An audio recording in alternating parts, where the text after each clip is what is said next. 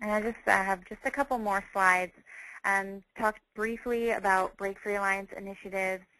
So what we're currently working on, we are working to develop an expert panel to address dual tobacco users, and this is happening in West Virginia. So we're doing some focus groups with actual tobacco users who smoke and either chew or do other forms of tobacco. We will be doing focus groups and then convening an expert panel and develop some recommendations, and that'll be available to all of you. And we're doing a policy and cessation webinar series, and this is focused, as I mentioned earlier, on the correctional setting. And then we've just finished up a survey of community action programs, and also we work with the National Healthcare for the Homeless Council, and we did a program, or we did a survey of clinicians who work with the homeless population and wanted to get an idea of what their attitudes and beliefs were about addressing tobacco use within their homeless clientele, and we have some good results, and we're planning to also develop recommendations for clinicians and also states who want to work with the homeless population and how to best address tobacco use within that population. And we will host a webinar series around that as well, and that will be happening later in the year. And then, of course, we are hosting our third national conference, and it's happening April 17th and 18th in 2012 in New Orleans, Louisiana. We held one in 2010 last year in the same location, and it's very practice-based, and there's good networking and model programming that happens always at our conferences, so please keep that in mind. I think it says I have one more slide.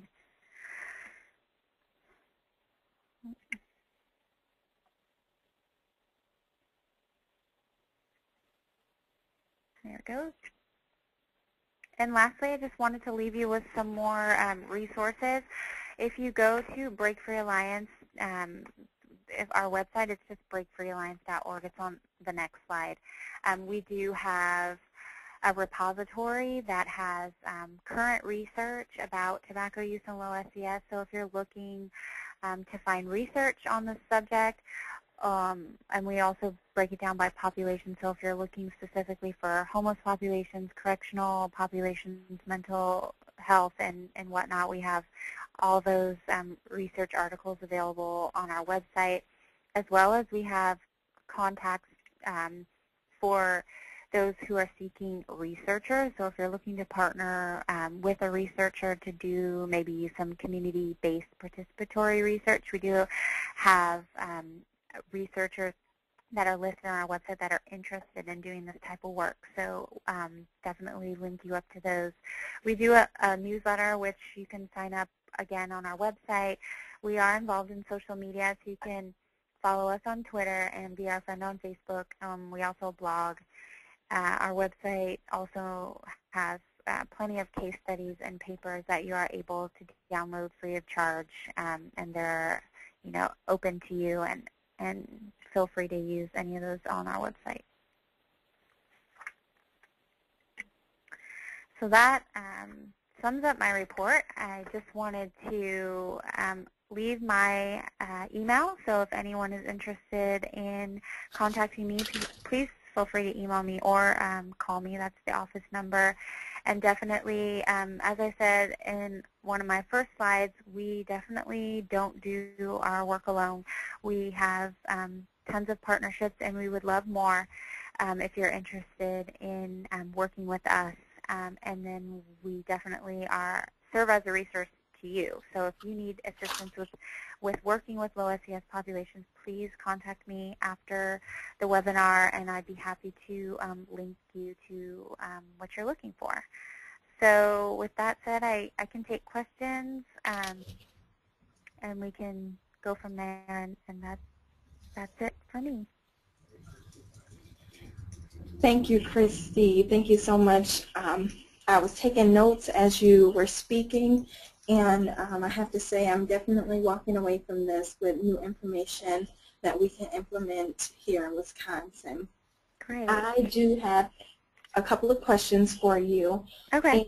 And one deals with, you mentioned that you all have 300 national partners, more than 300 national partners, and that to me is very impressive.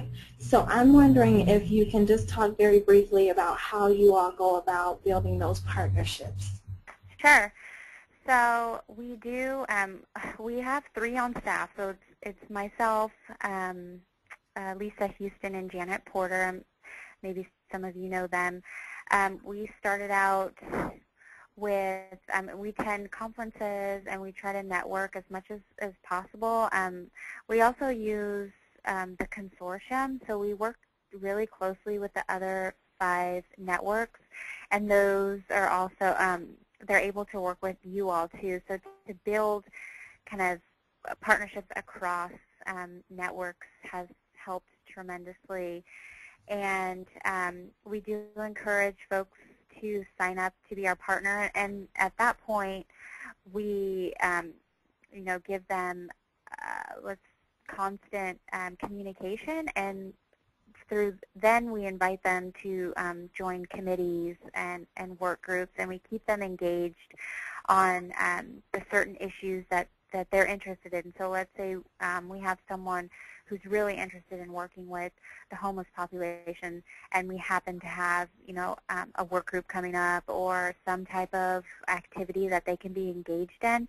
We contact them and ask them if they, you know, would want to join some of our work, and most often they agree and they feel that they're being a part of something, and we give them activities to do. So I really think keeping them engaged in the specific activities that they're interested in, and also allowing them to kind of share what they're doing. So it's definitely a two-way relationship. So we help them and they help us, and we try to do a lot of in-person communication when we can. It's just, you know, obviously getting harder to travel, but we keep in touch a lot and try to expand our partnerships through a lot of online email communications and work with the other national networks.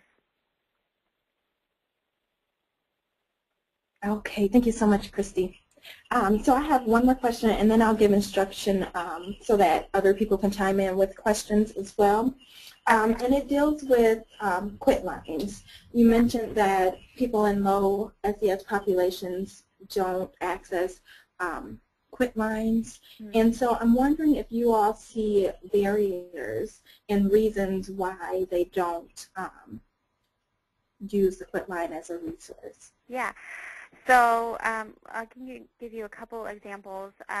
So correctional facilities, of course, they don't have access to phones, and if they do, they aren't able to call 1-800 numbers. So that's a huge barrier, and that's, you know, something specific. That's for correctional, those who are incarcerated. But that is a huge barrier, and also just a lot of low SES folks. They don't have telephones, and even if they do, a lot of them use like prepaid cards and whatnot, so they have like limited amount of minutes. So for them to use their minutes on calling a quit line is very unlikely. So we see that as a barrier, is just you know, not wanting to use their minutes to call a quit line, and also just general education.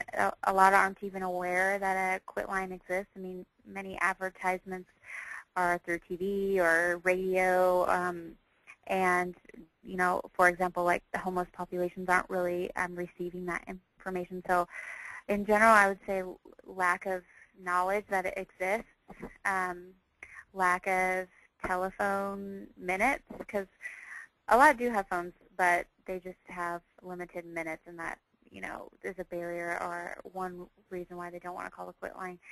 And then again, as an example, correctional facilities, they aren't even allowed to access 1-800 numbers. So those are a few barriers there too, and just the fear of calling and not really understanding like what they're going to ask, and if they're going to ask them if, you know, they have a permanent address, or just sensitive questions that they aren't comfortable asking. asking. So a little bit of that too, the fear of what actually happens when they call a quit line. So they just, are a little unsure.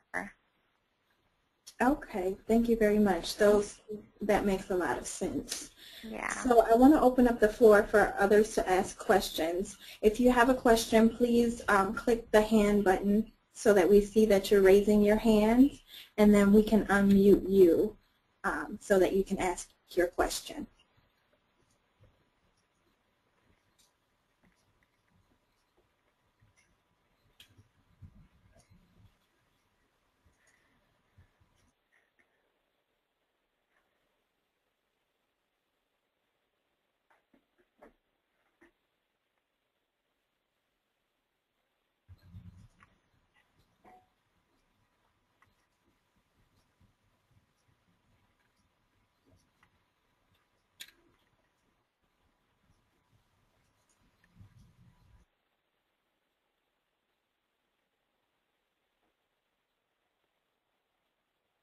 Raise your hand for a question. If so, you are unmuted.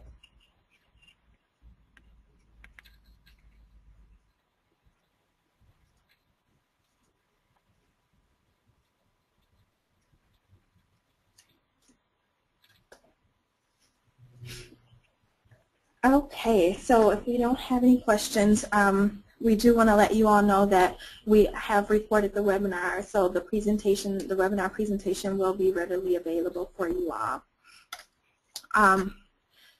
It's important that we take the information that Christy just provided us with and digest it and then implement it in our respective communities. So I hope you all are walking away from the webinar with some strategies and some new knowledge that you can implement in your communities. In terms of some of the work that we're doing in the Poverty Network for Wisconsin, we do ask that you take a few minutes to like us on Facebook. There's a link on your screen where you can find our page, but you can also just search Wisconsin Tobacco Prevention and Poverty Network, and you should be able to find our page on Facebook. We post articles on our Facebook page, and we hope that others can post as well. So please take a few minutes of your day and like us. And then again, we're thrilled to be celebrating 1 year of smoke-free air here in Wisconsin. And what better way to celebrate than to write a letter to the editor of a local newspaper or even to a legislator, thanking them and telling your story of how the smoke-free air law has impacted you. So we ask that if you are interested in helping us celebrate through written storytelling, please contact me so that we can coordinate and get your letters written and to the appropriate places, whether it's an editor at a newspaper or your legislator. With that being said again, if there are no questions, we